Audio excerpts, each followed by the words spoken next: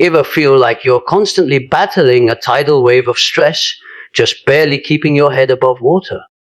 Or maybe you've tried all the mindfulness apps, but still find yourself spiraling. What if the answer to true inner peace isn't about avoiding stress, but fundamentally changing how you relate to it? Join me as we uncover how ancient archetypes offer practical, profound strategies to not just survive, but thrive in today's overwhelming world. We live in an age where the ground beneath us seems to shift faster than our feet can steady themselves. News cycles overwhelm us, economic pressures weigh us down, and personal struggles often feel like they mirror the collective chaos of the world. In moments like these, many of us experience what we might call a modern meltdown, a breaking point where our outer reality collides with our inner fragility. And yet, even in the midst of this chaos, there exists within us something ancient, something that has been whispering across generations the call to resilience. Not the shallow resilience of simply getting through it, but a deeper, archetypal resilience, a strength rooted in the timeless patterns of the human spirit. Today, I want to explore how these inner patterns can guide us through modern crisis, so that we do not simply survive, but emerge more whole, more awake, and more human. When we are confronted with the weight of modern chaos, when the noise of uncertainty floods our days, and the ground beneath us feels as though it is dissolving, there is within us a force that rises almost instinctively. It is not the blind aggression of someone thrashing against fate, but the deeper call of courage that has lived in human beings for as long as there have been storms to endure. This force is ancient. It is the part of us that, even when trembling, says, "I will not allow fear to devour me." Every human carries this within, though many of us forget until crisis strikes. In moments of profound difficulty, when the future feels uncertain and we are tempted to retreat into despair, this inner strength emerges like a warrior who has been waiting quietly in the shadows, ready to step forward when the world threatens to collapse around us. Think of the countless moments in history when individuals faced the impossible yet refused to yield. A nurse working double shifts through a pandemic, exhausted yet still choosing to show up for the sick. A single parent who, after losing their job, sits at the kitchen table late into the night, researching ways to learn new skills while their children sleep.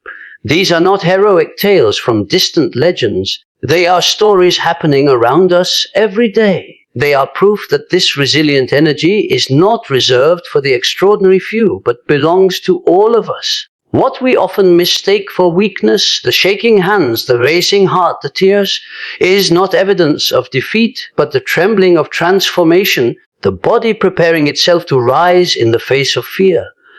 Research in psychology and resilience studies reveals something powerful. People who confront their difficulties directly, who acknowledge their fears and yet step toward action, recover more quickly than those who deny or avoid their struggles. This is because the act of facing, rather than fleeing, awakens something essential in us. The very act of saying, "I will meet this challenge," reorganizes the psyche, gathering scattered energy into focus and determination. This inner warrior does not necessarily look like someone charging boldly into battle. Often, it looks like the quiet act of showing up to a difficult conversation, the decision to make one phone call when you would rather hide, the steady breath taken before walking into a doctor's office with uncertain news. Consider the story of a woman named Rosa, who lost her home during a natural disaster. She stood in the ruins of everything she had built, overwhelmed with grief. She had every reason to collapse, and for days she could barely move. Yet one morning, she picked up a broom and began to sweep the debris from the small patch of ground where her kitchen had been. That single act, seemingly insignificant, became the seed of her recovery. It was not the sweeping itself that changed her life, but the choice to act when paralysis seemed easier. Within weeks, she rallied neighbors, organized supplies, and rebuilt not just her home, but her community's sense of hope. The warrior within her did not roar with power. It whispered, "Begin with this small step." And she listened. We must remember that resilience does not mean the absence of fear. The inner warrior is not unshakable. It trembles, it falters, it even weeps. But what makes it powerful is its refusal to be defined by collapse. It reminds us that fear is a companion, not a ruler.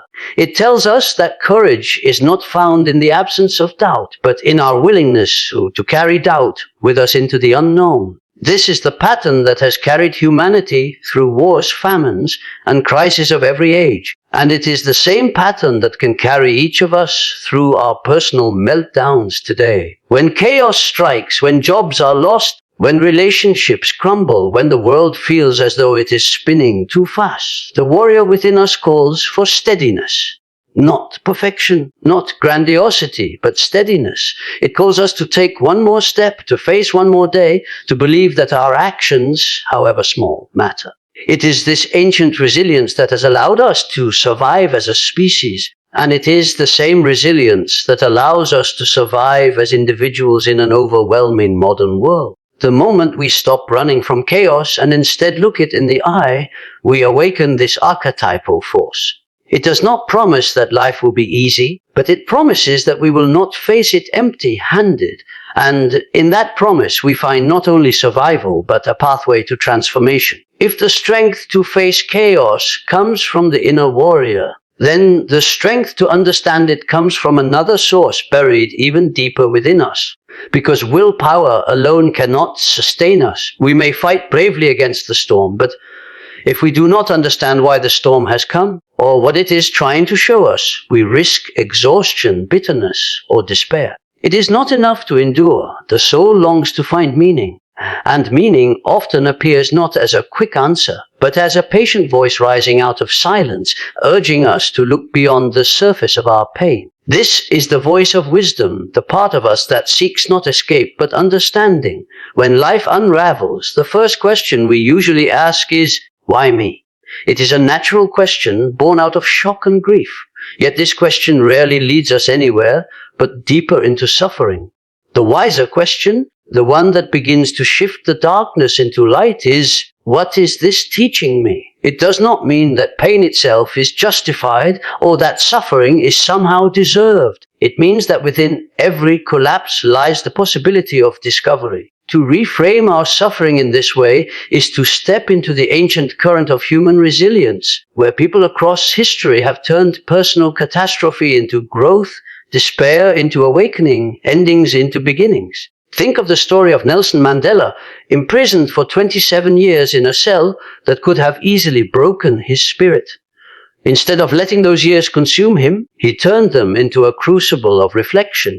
He emerged not only unbroken, but transformed, carrying a vision for reconciliation that would reshape a nation. His suffering became a forge for wisdom, not because the suffering was noble in itself, but because he chose to seek meaning within it. This is a living example of how, when chaos strikes, our ability to search for meaning can become the most powerful act of survival. Modern research supports this timeless truth. Psychologists who study post-traumatic growth have discovered that individuals who reframe their suffering as an opportunity for transformation report higher levels of resilience, gratitude, and long-term well-being. Survivors of natural disasters who see their struggles as lessons in community, or people who endure illness and later describe it as a turning point in their lives, show that meaning is not an abstract luxury, it is a survival mechanism. It shifts our focus from what we have lost to what we may still gain. But wisdom is not only found in extraordinary lives. Consider someone who has gone through heartbreak.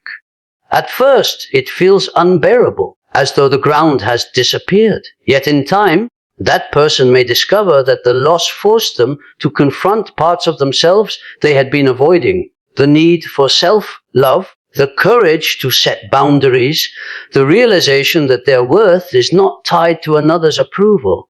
The heartbreak becomes the teacher, painful but transformative if they are willing to listen. We often resist these lessons, clinging to old patterns, but life has a way of using breakdowns to push us toward breakthroughs.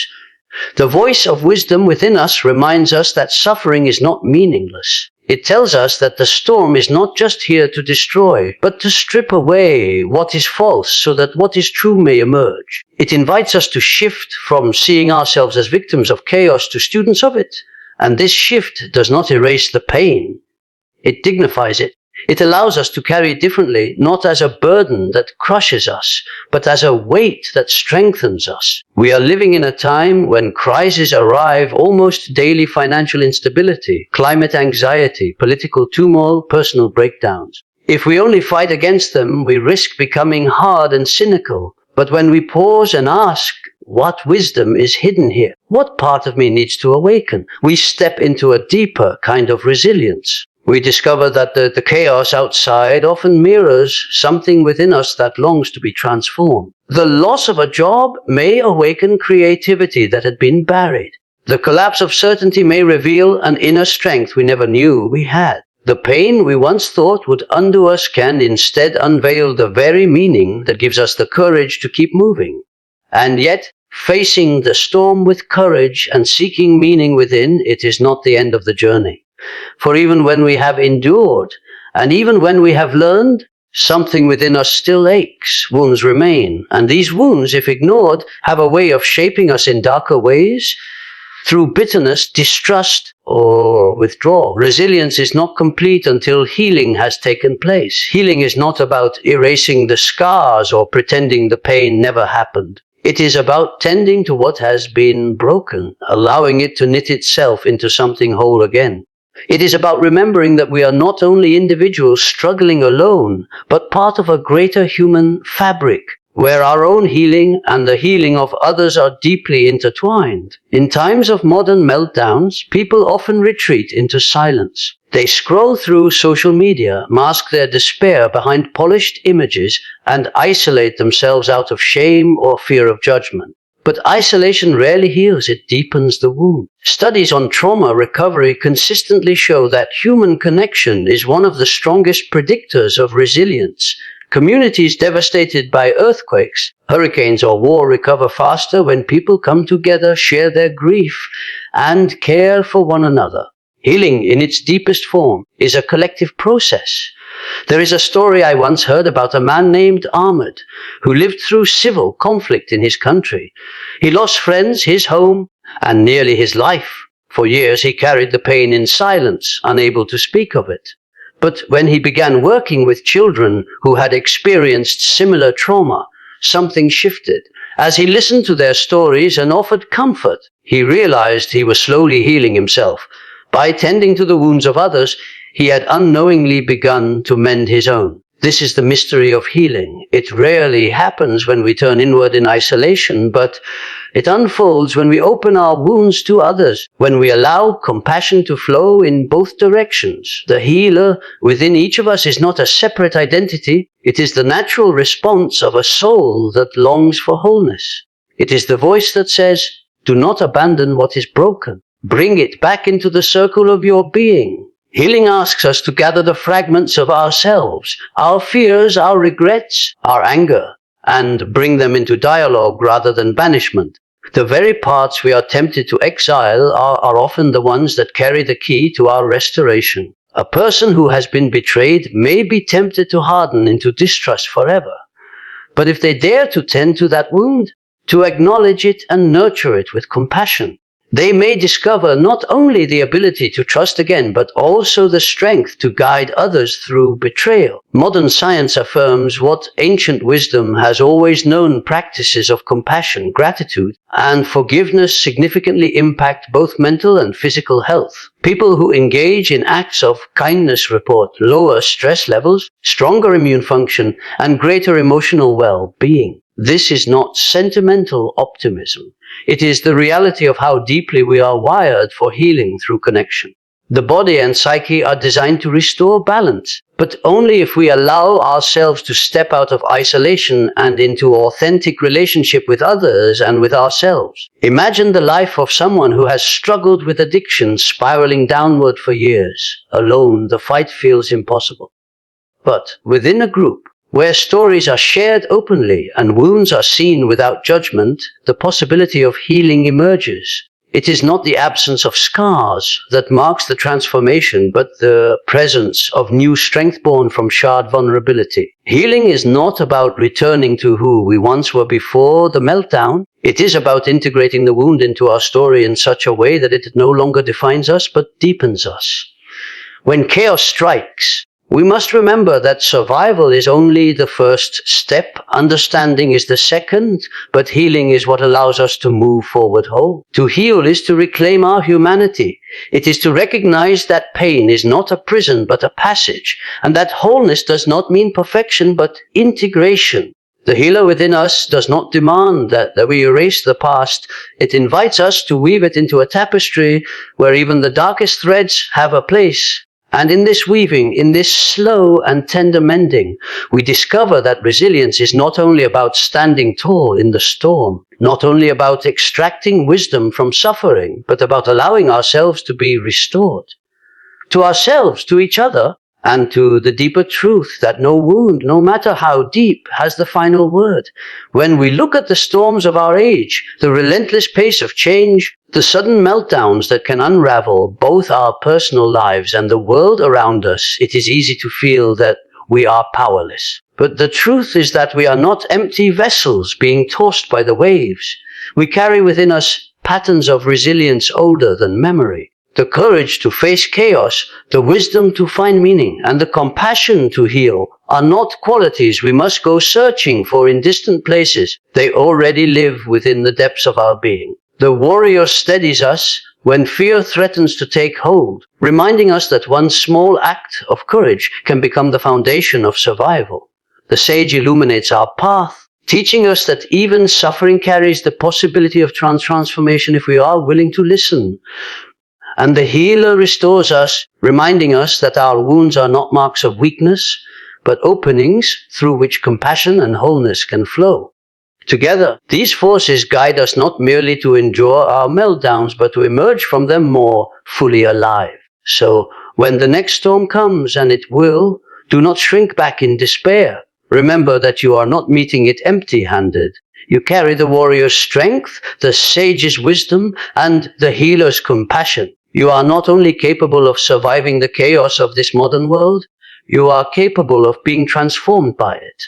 And in that transformation, you not only heal yourself but become a beacon for others, proof that even in the darkest times, resilience is not just possible. It is inevitable when we dare to awaken what is already within us.